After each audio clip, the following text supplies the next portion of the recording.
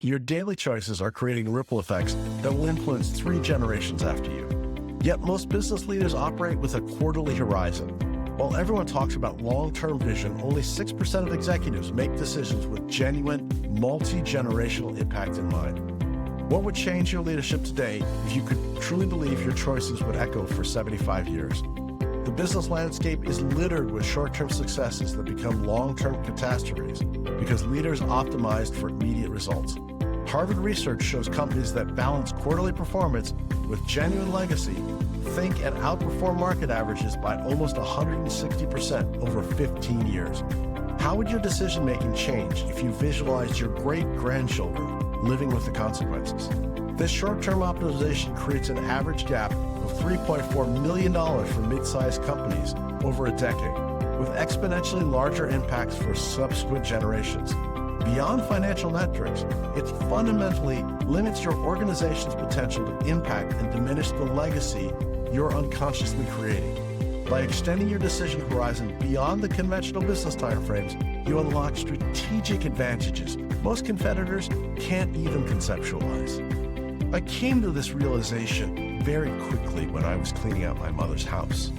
She had saved so many things that were important to her that meant nothing to me.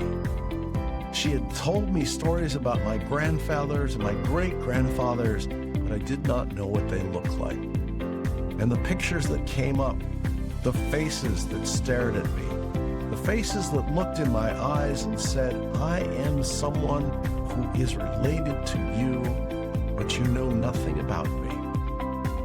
But my work ethic, my genetics, the way I live, influence your lives today.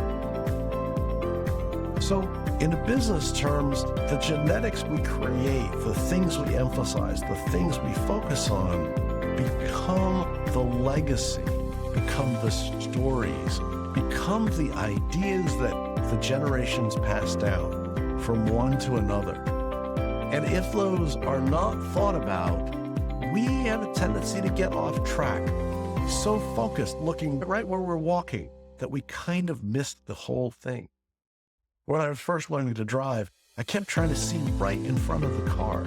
And it really bothered the guy who was teaching me how to drive. He's like, what are you trying to do? I says, I can't see the front of the car. I don't know what's there. And he goes, don't do that. Look up forward. Make sure that it's nothing coming at you, and you'll know that everything's fine. And so we have gotten as a business community to be so focused on what's immediately in front of us that we are not looking at it. We're not looking at 25 years from now. We're not looking at the next generation. We're not looking at 2 generations. All of that becomes so much more different when you think about it. Instead of thinking about just the next quarter, what are you thinking about the next 5, 10, 20 years? Allow that breathing room to really set the expectation. You can find small companies, and I've talked about Leica before, that are expecting their cameras to be around for the entire generation. You buy it once, but you buy it at such quality and such need that you don't need to get it again. And that revolves around into our entire life. Do you know that people will spend almost their entire lives spending time figuring out what they want to be doing, but not figuring out how they're teaching? The things we do teach the people that are watching us, not only in our business sense, but also in our personal sense. You'd be amazed at how many children I work with in my volunteer organizations that have exactly duplicated exactly what the parents do. Not what they say, exactly what they do. And what we're doing is we're teaching generation and generation. So if you want to create strategic materials, if you want to write a book, if you want to leave something for the generations to go, maybe a video, then stop looking at the next quarter. Stop looking at the next year and write these and set these up for the next generation. What are you going to teach? What is the legacy from the people who never met you?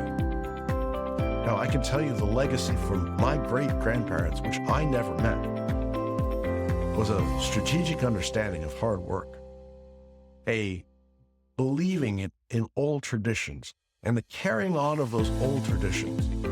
And in fact, one of the things I have is I have the Swedish cookie recipes from my great-great-grandmother. They're in Swedish. They've been translated. But that is a tradition that is carried on for 4 generations. And that carries on in what we do at Venture Gain, that the legacy is your truest status symbol. One person said, well, how should we measure what we work on? And my answer was that people still know your name and quote your material 3 generations. So that once you pass away, 3 generations will still be quoting your material, will still be recognizing what you do.